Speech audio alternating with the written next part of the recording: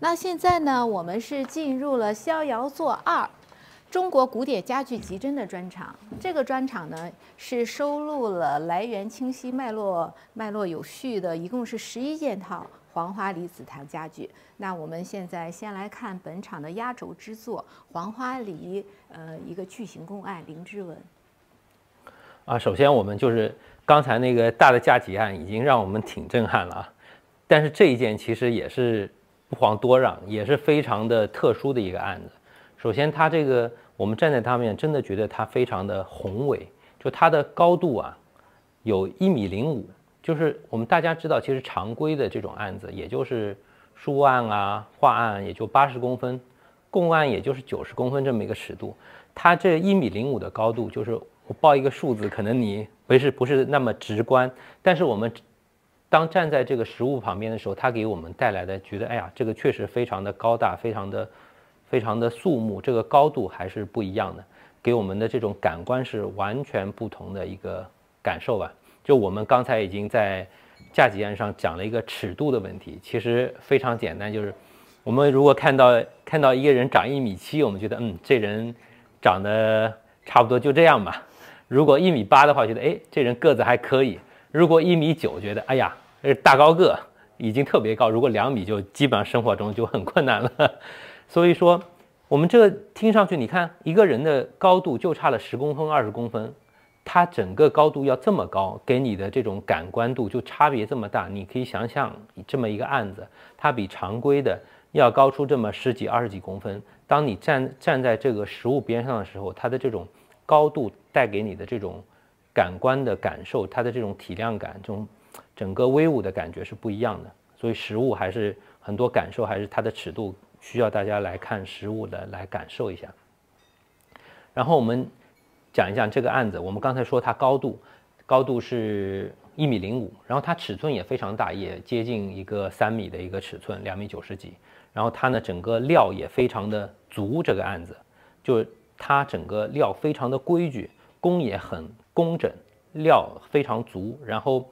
我们看整体的这个造型，我们觉得它非常的有一种，其实造型上有一种肥美的感觉。这种肥美其实是和它的这个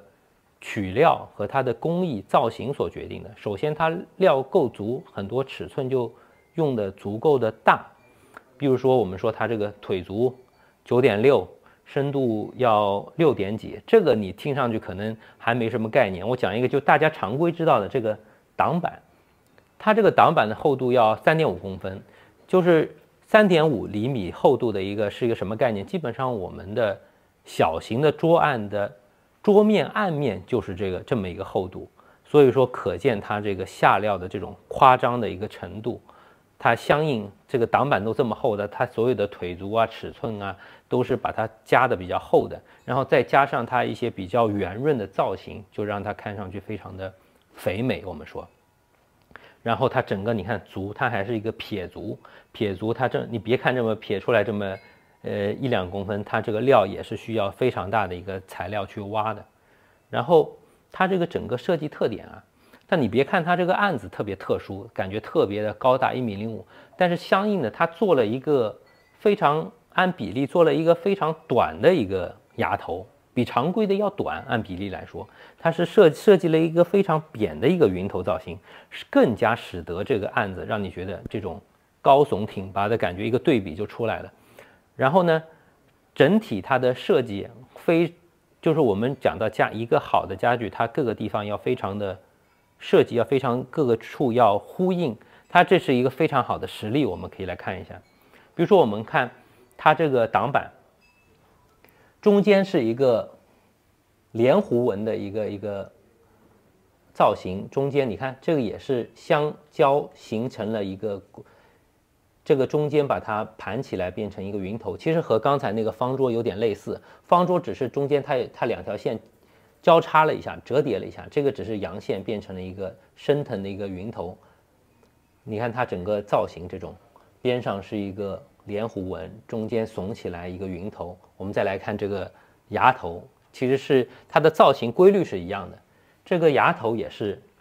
边上是一个云头，大的一个云头纹，然后拱起来，中间一个变形的一个如意。它都是相呼应的一个造型结构。我们觉得它虽然有所不同，但是它又是相互呼应。然后我们看啊，它整个所有的这些阳线都非常的浑厚，就特别肉乎乎的。它这个产地产得非常深，让这个阳线非常的饱满，整个圆弧状很饱满，很立体。然后呢，因为它的高度比较高了以后，它的这个下面它加了一个亮角，这亮角的这个连弧纹的这种感觉和我们上面这个鱼纹的开光其实也是相呼应的。我们可以看它的造型语言都是相一致的。然后我们看一下整个这个亮角的这边，比如说我们挡起来看这个结构，特别像那种案子的牙板的一种花牙的这种造型。但是它和常见的花牙的造型不一样，你看它这有一个勾云纹勾过来的，其实这个勾云纹也是它一个相呼应的一个地方。大家可以看一下，这个下面有一个勾云纹，然后你看这种如意云头这边有一个这样的造型，它都是相呼应的。包括我们看这个，我们回到这个牙头上，你看这也有，这儿也有，它都是相呼应的，所以它的设计都是比较整体均衡，每个地方都考虑到了。然后因为它这个尺寸的原因，你看它整个线比较粗，包括里面这个整个围角也比一般的案子要宽一点，每个地方都是相协调的一个。然后因为有这些造型了以后，整个盘岩它需要一些线条来相呼应，它做了一个这样的一个盘岩，中间收了一下，下面也是一圈阳线。然后大家可以看一下正面啊，就很多人会说这个案子的这翘头是不是原装的啊？这翘头合不合适啊？其实我们每个案子我们可以带到一下，就是你看整个这个翘头它不是太高，但是它也是一种比较饱满简练的形状，和下面这个侧面它其实是一个断崖式，这边并没有一个挡板，和这种造型非常的呼应。所以说每一个这种翘头其实它的一个大小都是整个和案子有一定的规律，它都是有一个相呼应的过程，它需要协调。好，那是不是因为它的用料也足够充足，所以导致它的所有的设计就完全可以自由的在这上面呈现？对，它就是不用受到材料的束缚，是它可以就是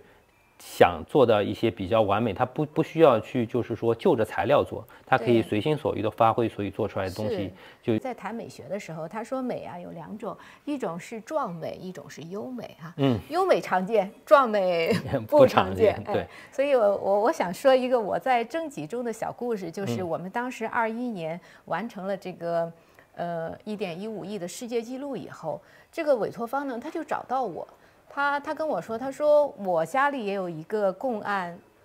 我觉得我的不比他的差，等我到他的家中看到这一件的时候，我就发现他难怪那么自信，不是吹牛。其实这么大体量、这么大尺寸的黄花梨翘头案，确实也是非常难得的。是。那我们这个逍遥做1、2专场一共是这次呈现了7件条案啊。那除了刚才我们讲的这几件以外，我们把4件就是风格不同的，那我们集中放在了一起，也可以给大家方便可以去品鉴。好吧，我们先说一下这个香鸡吧。sorry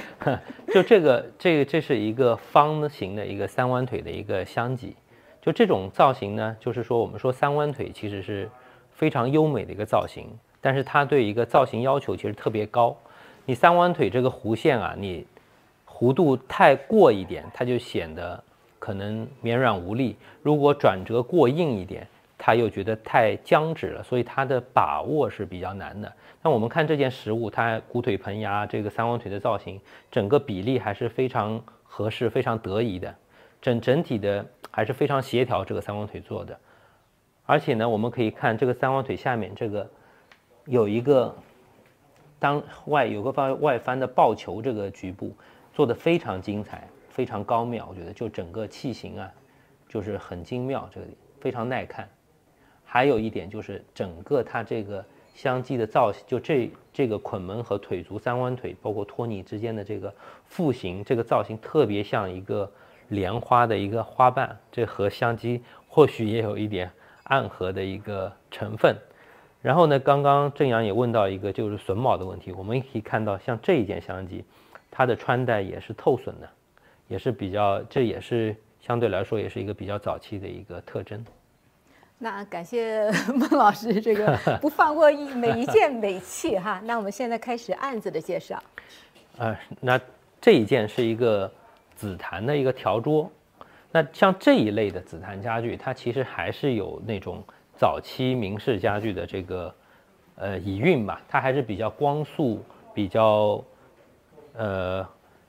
空灵、比较简约的这一个造型。就它不是像后期可能雕刻特别多啊，它还是有些清代的一些遗韵，但是它又有了一些非常典型的一些清式家具的一些特征，比如说它这个整个牙板腿足，这是一个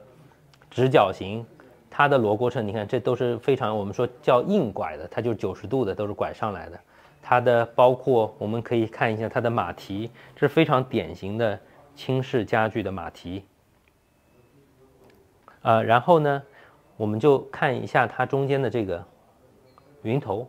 我们回忆一下刚才这个黄花梨那一件和这件紫檀相比，你看它这个整个这个螺锅称，它就一个独立的一个阳线过来，中间其实是一个独立的一个云头，和这个就没什么关系，所以它和前期的这你看设计上还是有所不同的。然后我们刚好说到这一件，我们讲一下这个明式家具和清式家具所不一样的地方。就我们看这个清式家具，觉得其实它特别的敦实，制作啊，跟它的这种设计的语言有关。我们刚才就说到，它牙板和腿这地方是个90度的，一般我们明式家具这是一个大圆角。如果大圆角的话，那这个料基本上全得挖掉，这上面也得挖掉，这个腿也得挖掉，就看上去就比较纤细了。所以说，同样的取料，我们清式家具看上去它的设计上会更偏着庄重一点，明式家具会更秀气一点吧。如果说这个有的大弧度的这种弧度胶圈要比较大的一些明式的，你感觉这些家具其实它的取料会比清式的更多，就像刚才那件三王腿香几一样。好，我们讲边上这个是一个黄花梨的一个踢板案子，然后这个踢板案子呢，也是一个非常非常经典的一个造型。这种踢板案子其实大家可能记忆犹新的、非常深刻的，就是在我们春拍的时候有一个向圆变款的类似这个造型的一个香几，当时也是创造了一个香几的一个记录吧，4000多万。它唯一的特殊就是它上面有一个云石面，然后有很多向圆扁的一个收藏款，然后它还有一个造型上不一样特殊的地方是中间整个层板是收拢的，是中间一条。其实它大的这种框架和类型都是同一体系的和这一个。那这种呢，就很多人认为是香几也好，在南方有的人认为是小孩的书桌也好，其实这个个人各看，没有一个定论。但是我觉得基本上还是偏陈设为主，这种东西应该还是偏香几类更多一点。我们可以看一下呢，我找了一个示意图，就是你看这种它下面这个层板，它也不适宜放太多的东西，可以放一个书呀，或者然后上面放一点陈设品，它整个还是以陈设东西为主吧。然后这种小几呢，在当代的生活当中还是比较好用的，比如你在玄关也好，在走廊也好，这是很多位置可以摆放它。那它呢在这个类型当中有一个它的这个特点，就是它这个整个挑头短一点，然后它这个刀牙板比较修长，侧面是这个碗口线。这个类型的案子其实碗口线还真印象当中还真比较少，这个还是有它一个特殊的一个在。好的，然后我们来看一下边上的这一件云头案啊，这个花叶云头案子也是一个比较经典的一个造型。其实大家可以感受整个它这个器型也是有一点偏肥美的感觉，整个它的牙头很饱满，这种混面的感觉呀。然后大家可以看一下它这个挡板上这个雕刻的这个灵芝形，它这个灵芝的雕刻，我们可以看到它有点也是那种肉乎乎的，整个几个灵芝非常生动，但是非常的肥美。其实整个这种还是一种福建家具的一种特征。然后它这个虽然是一个很小的一个条案，但是它整个的料还是非常足的，整个它每个地方还是用的比较料比较足，比较浑厚，尺寸会比较的充裕。然后我们可以看一下类似的，因为它有一个特点，它这个我们看它这个整个挡板，我们再看这个挡板，它是一种不透雕的一个形式。哎，它两边虽然是两面工，但是每面都雕这个灵芝，但是它是不透的。我们可以找一个类似的一个资料，给大家看一下。这一件是黄花梨的，我找一个铁梨的一个，找一下这个铁梨的资料。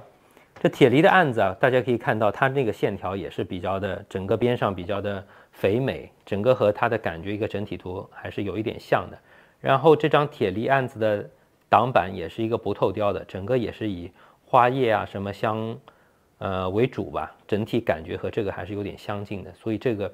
还是有福建家具的一个特征。然后它还有一个特殊地方，大家可以把这个下面抬出来看一下，它是一个活拿的活面。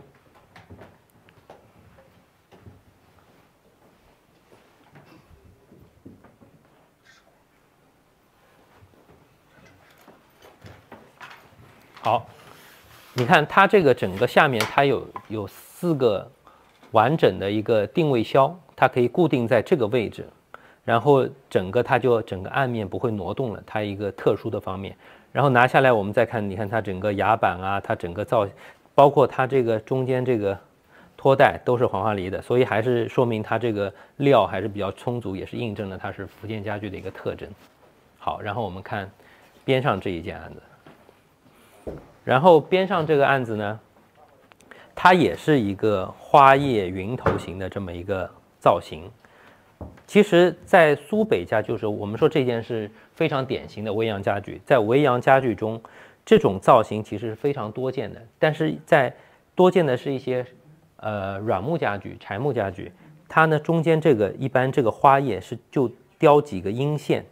但它这个黄花梨的这一件呢，它就比较丰富，可以做的。这个花叶它都会像雕结叠在一起，它会比较的丰富整个层次。这个是以那个软木家具上所没有见到的。然后我们再看它这个整个设计啊，它整个这个案